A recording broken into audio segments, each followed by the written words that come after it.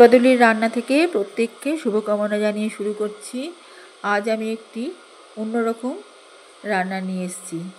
আমরা ছোটোবেলায় কড়কড়া ভাত খুব খেতাম।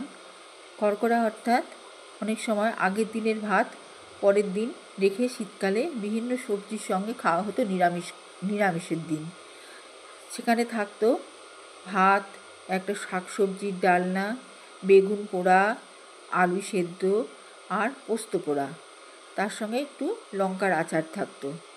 আমিও ঠিক সেই ডিশটাই আজকে আমার হেসেলে নিয়ে এসেছি। আজকে শনিবার, নিরামিষ খাওয়ার দিন। আজকেও আমি কড়কড়া ভাতের থালি নিয়ে এসেছি। যদিও আমি আজকে আগের দিনের ভাত ব্যবহার করিনি, সকালে রান্না করে সেই ভাতটাই দুপুরে ঠান্ডা ভাতটা দিয়ে এই ডিশটা সাজিয়েছি। আমি এখানটায় কুমড়ো আর বেগুন নুন হলুদ দিয়ে আর চিনি দিয়ে ভেজে নেব। খুব ভালো করে ভেজে নেব, একদম লাল লাল করে ভেজে নেব। এখানে বেশ কিছুটা ভেজানো তরকার ডাল রেখেছি, যেটা আমি সেদ্ধ করে নেব।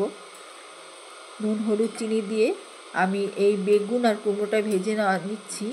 আমি এই রান্নাটায় আলাদা কোনো চিনি ব্যবহার করব না, এই মিষ্টিটাই থেকে যাবে। আমি বিভিন্ন রকম এই শাকসবজিতে বেশিরভাগ এখানে আমি একটু বড়ি ভেজে নিচ্ছি। এই সবজি ভাজার পেস্টটা খুব বেশিরভাগ ব্যবহার করি, বিভিন্ন ভিডিওতে ব্যবহার করেছি, কারণ আমি মশলার থেকে এই সবজির পেস্ট দিয়ে রান্না করলে আমি দেখেছি এই শাকের ঝোল ভীষণ টেস্টি হয়। ওই জন্য আমি মশলাটা কম ব্যবহার করে এই ভাজা সবজির পেস্ট দিয়েই এই ঝোলটা, এই ডালনাটা আজকে রান্না করেছি।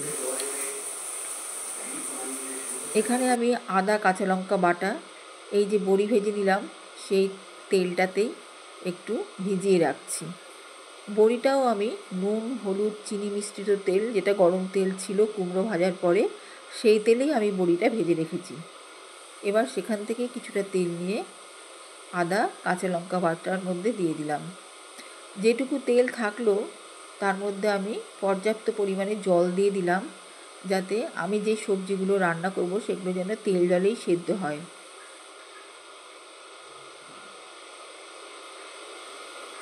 এখানে আমি মূলো, শিম আর বরবটি আপাতত দিচ্ছি, এটা সিদ্ধ হতে থাক।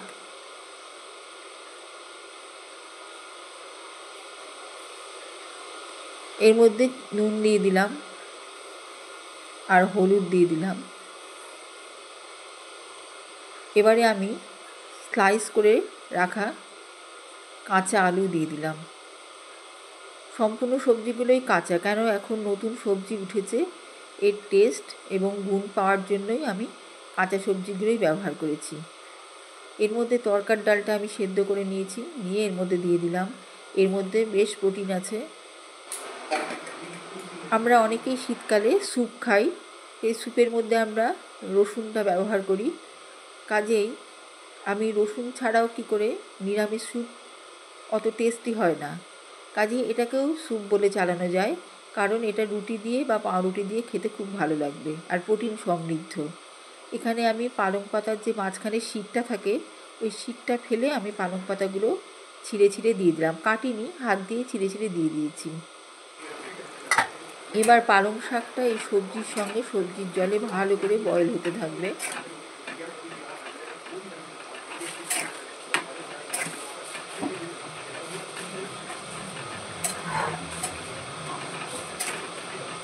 এটি একটি প্রোটিন সমৃদ্ধ রান্না, কাজেই সকালবেলা রুটির সাথেও এটা খাওয়া যেতে পারে।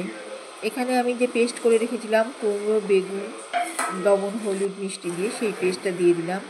এই পেস্ট এই রান্নাকে করে তুলবে টেস্ট, এই ঝোলটাকে। এবার ওই পেস্ট দিয়ে সেদ্ধ হতে গলতে থাকুক, সবজিগুলো পেস্টের সঙ্গে মিশতে থাকুক। এদিকে আমি আলাদা জায়গায় একটু সর্ষের তেল নিয়ে এর মধ্যে আদা কাঁচা লঙ্কা বাটাটা দিয়ে দিলাম।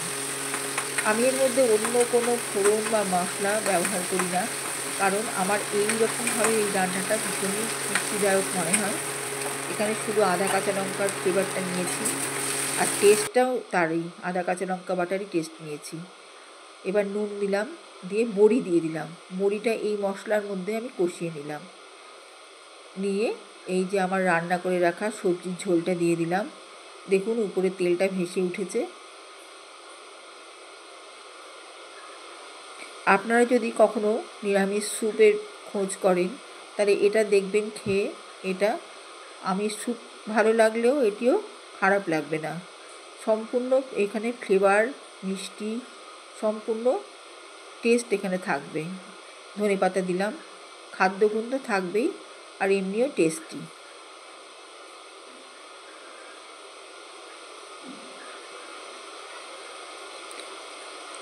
এভাবেই ধনেপাতা দেওয়ার পর ওই ধনেপাতার ফ্লেভারটা এর মধ্যে চলে গেল। আমি আস্তে আস্তে নামিয়ে নিচ্ছি।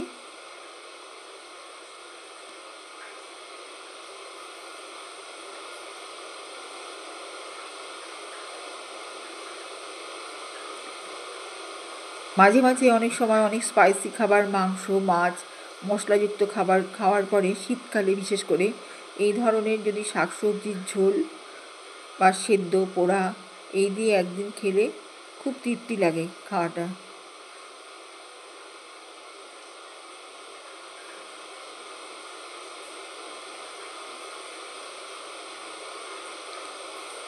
এইভাবে ঝোলটা তৈরি হয়ে গেল আমার। এই রকম এসছে ঝোলটা, দেখুন ঘন হয়ে এসছে সবজির জুসে, এরকম এসছে। এদিকে আমি ওই কড়াইয়ের মধ্যেই আমি বেশ কিছুটা পোস্ত দিয়ে আমি শুকনোভাবে ভেজে নেব। শুকনো ভেজে নেওয়ার পরে আমি জলে পেস্ট করে নেব, যেমন আমরা পোস্ত বাটা খাই ওই রকমভাবে বাটবো। অল্প জল দিয়ে বেটে নেব। এর মধ্যে আমি ঝাল দেব না, কেন প্রতিটা জিনিসে ঝাল দিলে ভালো লাগবে না। আমি আলু সিদ্ধটার মধ্যে ভালো করে ঝাল দিয়ে মাখবো। এর সঙ্গে আমি আলু সিদ্ধ, বেগুন পোড়া আর এই পোস্ত পোড়া বাটা, আর তার সাথে এই শাকের ডালনা, এই কটা দিয়েই আজকে আমাদের দুপুরবেলার খাওয়া হবে। এইভাবেই লাল লাল হওয়ার পরে আমি পোস্তটা বেটে নেব।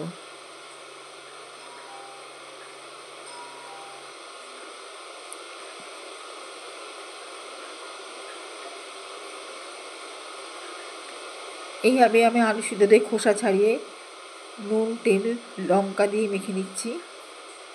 যেহেতু এটা আমি বেশি করে ঝাল দিব, কাজে আমি বেগুনে ঝাল একদমই দেব না।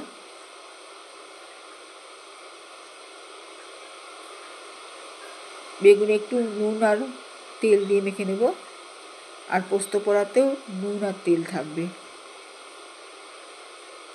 এখানে আমি নুন তেল দিয়ে মেখে নিলাম বেগুনটা।